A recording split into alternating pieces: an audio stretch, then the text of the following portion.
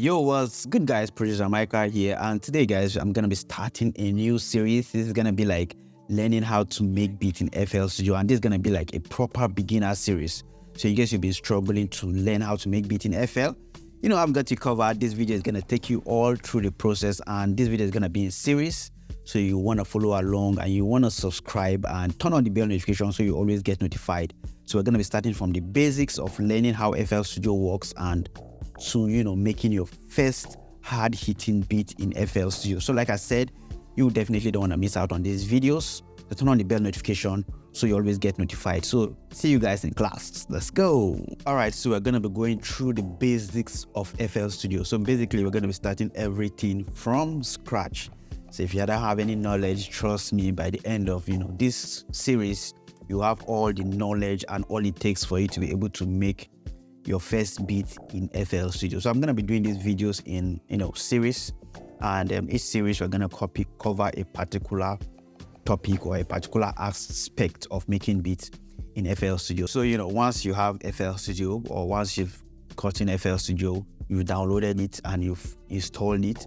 Once you open it up, it's basically going to look different from mine, but you're going to have something close to this, and your FL might be different from mine because I'm actually using like the latest version of FL Studio. So it's gonna have this interface, and don't be intimidated when you see stuff like this. And for me, I'm gonna say FL Studio is the best DAW. People can argue otherwise. People can say Logic, Pro Tools, Ableton and the likes, but for me, I've been using FL for I think about 7 years now, and I'm gonna say this is like the simplest DAW you can use to make amazing beats. Trust me, you could use other DAW, but FL Studio is just goated.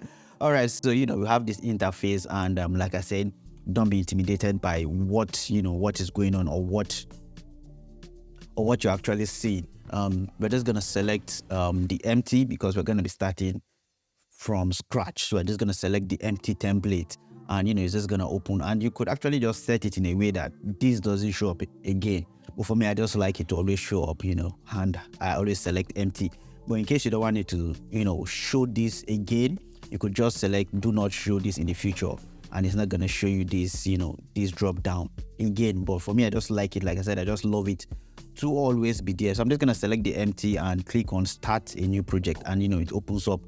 And trust me, yours is not gonna be like this. I've actually moved things around, and I'm gonna show you where you can actually just customize your FL to actually suit what you're doing. So like I said, I've customized mine, so I'm just gonna close everything, and so when learning FL Studio, there are 5 buttons you should master, and once you can master those 5 buttons, trust me, just like you halfway in learning how to make beats. So these are the 5 buttons I'm gonna be talking about. So the first button is our playlist button. The second button is your piano roll button. Very important. These are very important buttons that I'm not sure you can make any beat without touching 1 or 2 or 3 or even all of these buttons. So we have the view piano roll, we have the channel rack, very important. We have the mixer channel where you mix all your sounds, and we have the plugin picker or the view browser where you pick your sound. So I'm going to be going through each of these buttons and explaining what each of these buttons do, and in subsequent videos I'm going to be using these buttons back to back. So before I go into those buttons, there are other buttons you should also know, or there are also other sections you should actually know and what they do, because you're going to be using them all the time. So we have the pattern mode, which plays the pattern, and that's once you have this channel rack, whatever I put here, for example, I just drop all this here and I hit play, it plays on the pattern. And when you go into the song mode, you actually go into the playlist. So once you hit play, it plays on the playlist, and it doesn't play on the channel rack. So this is another important section that you're going to be using all the time. You're going to be switching between your pattern mode and your song mode, like you're going to be doing that all the time. Then we have our play, which is also our pause, and you could also use your space bar to pause or play. Then we have this this square button, which is our stop. These are buttons that if you're using media players like VLC and the likes, you're already familiar with all these buttons. Then we have these red button, and when you see the red button, you know that it stands for recording. Yep, so that's the button to start recording. Let's say you want to record like a MIDI progression, or you want to record your vocal, that's the button for you. And once you hit on this record, it pops up with this drop down that gives you different options for recording. So you have recording to editing. I'll be talking about all these in subsequent videos. So we have the audio recording, we have the audio into playlist as an audio clip, we have notes and automation, which is what you're going to be using most of the time when making beats. Then you have everything. I don't think I've ever used that. I don't think I've ever used everything. Then you have show me some more help. I've not tried that out. So the ones I use most of the time or all the time is audio into playlist as an audio clip, and also notes and automation. Those are the two I always shuffle between. So you can just X that. Then we have our tempo section, which is very, very important, because when making beats, you have to set a tempo. You can't just start making beats at any tempo. You have to put it at a tempo. So this section is where you get to set your tempo, and by default FL give a tempo of 140 BPM. So you can actually change it to whatever BPM you want, and there are various ways you can actually change the BPM. So you could just drag it down, click on it and drag it using your mouse, or you could just right click on it and you could tap on it. So once you click on tap, you could just tap, and once you are consistent with your tap, it's going to give you an estimated tempo around the range of which you're tapping. And you could also just right click and pick from their templates. They have 80, 90, 100, 110, 120, and you can just select that, or I think you can edit it. I don't know, I've not tried this edit, but you can edit the tempo, and I don't think you can just type in a value. Yeah, so you can select something and just come over to half speed. So it's going to be half of that tempo. Like for 169, it's going to be around 80 BPM. So those are various ways you can actually just change your BPM. Select your metronome and it is turned on, and you know that it's turned on when you have this light button. So once this light is on, you know that it is turned on, and you could just hit your play to see how fast or how slow what you've created or what the beat you're gonna make is gonna sound. So this, you can see that it's very slow. Even though we are at 90 BPM, it's sounding like it's so slow. That's because, if you remember, we selected the half speed. So I'm just gonna turn that off now, and when I hit play, we can see how 90 BPM sounds, or what 90 BPM sounds like. Increasing the tempo, you can see how fast it is. So you can also leave the metronome turned on when making your beat, or you can always just turn it off. So once I've set my drum, what I do is just turn off the metronome, because I've gotten the speed that I am after. So then the next button here is wait for input to start playing. I hardly turn that on. And one thing is that if you don't know what any of these buttons stand for, all you just have to do is hover your mouse over it. Hover your mouse over any of the buttons, and you're going to get a hint panel over here telling you what that button stands for. So if you can see now, if I hover here, we have wait for input to start playing. This is countdown before recording. This is very important. So whenever you want to record, for example, I hit my record now and click on notes and automation, it's not going to start recording immediately. So once I hit my play, it's going to count 4 times before it starts recording, which is very, very important. It prepares you for the recording process. So once I hit play right now, you can see that it counts before it starts recording, and you can just aim that by selecting this, and you know that it is turned on when you see these lights highlighted over here. Then the next one is blend recording. I've not tried that, so I don't think it's that important. The next one is loop recording. I won't try that. So most of the buttons you see turned off here are buttons I rarely use.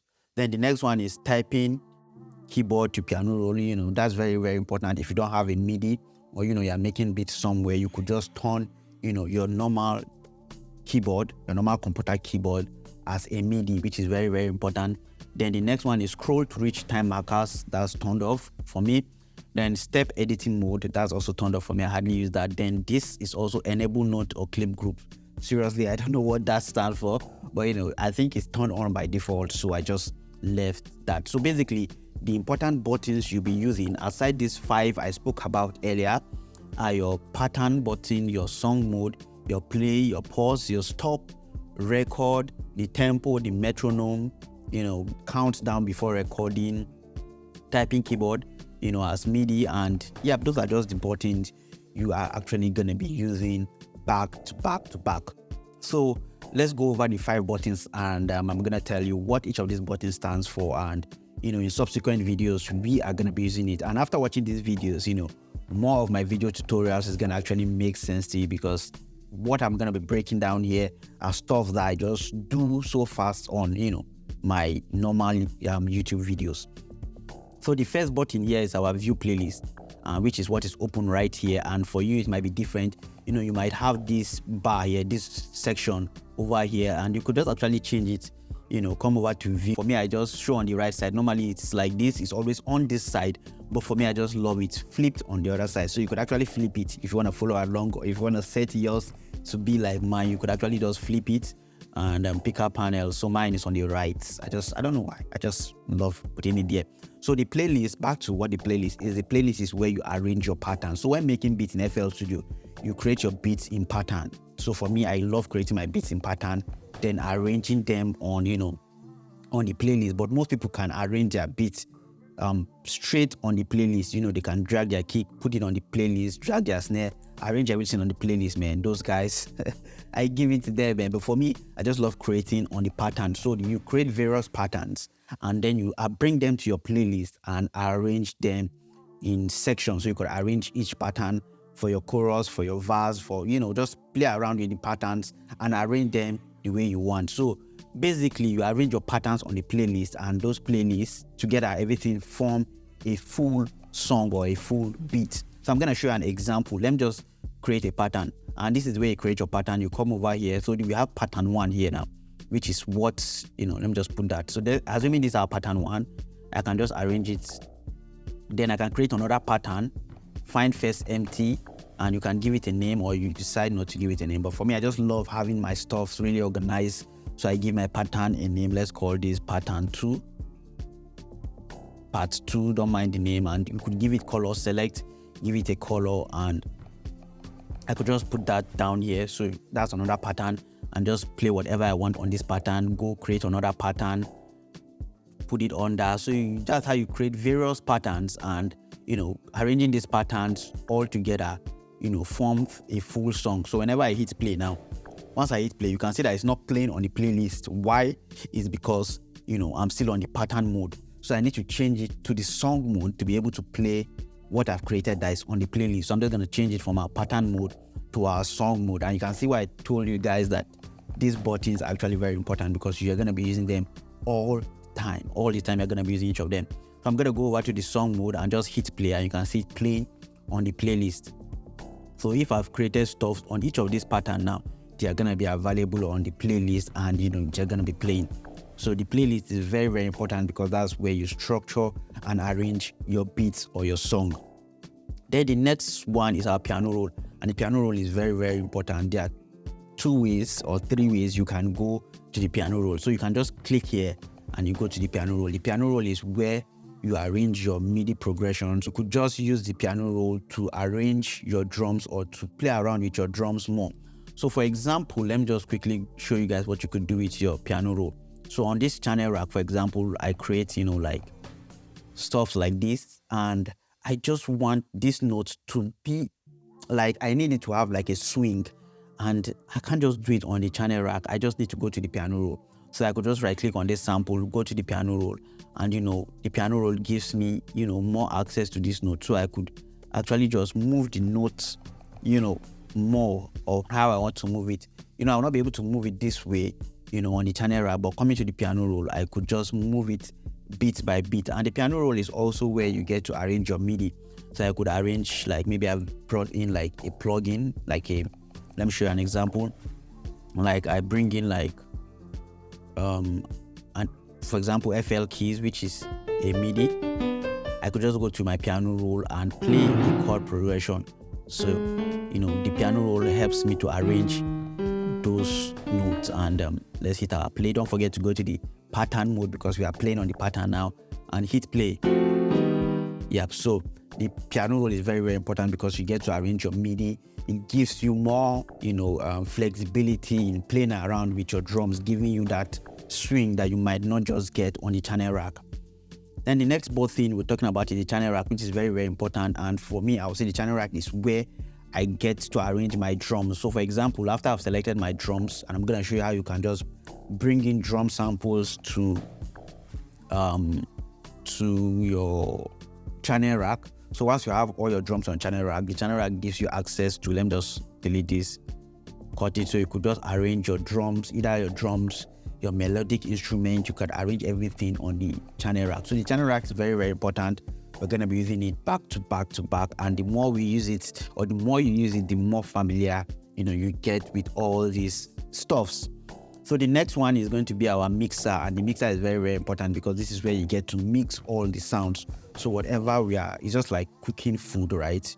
We are adding Maggi, we're adding salt, we're adding various ingredients, and we have to put them in the right proportion for the final food to taste really good. So imagine we're just putting them without measuring them. At the end of everything, it's gonna either sound salty, pepperish, or So the mixer just gives us that opportunity to mix and blend our sound, so that no sound is fighting with each other. Everything is sounding as clean as possible. So the mixer is very, very important. This is where we get to add our EQ, our compressor, play around with volumes, add various effects, and I'm gonna be showing you guys how everything works. So this is just like a quick intro into making beat in FL Studio. So you can always pause the video, understand each section, go on Google, understand each section, and then we progress into the more advanced stuff. You already have an idea on what each of these stand for.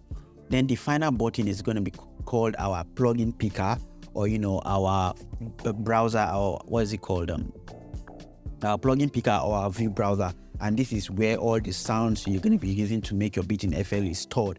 You can store it differently and always drag it into FL, but having it here is just easy for you to just drag it and drop. All you have to do is drag it. For example, this kick, I like it, just drag it and put it in your channel rack. You like this, just drag, very easy, drag. So it's a very, very important section. And after you're done with your plugin picker, you could always just take it off, to create more room and more space to work. But for me, I hardly take it off. It's always just fixed there, and I always just drag and drop. Yeah, so guys, this is just a quick overview of setting up FL Studio and the first step in learning how to make beat in FL Studio. I hope this video was helpful. I'm trying as much as possible not to make these videos lengthy, just to attack each topic in every video, and so that you'll be able to get the maximum stuff out of each particular video. So guys, hope you got something from this.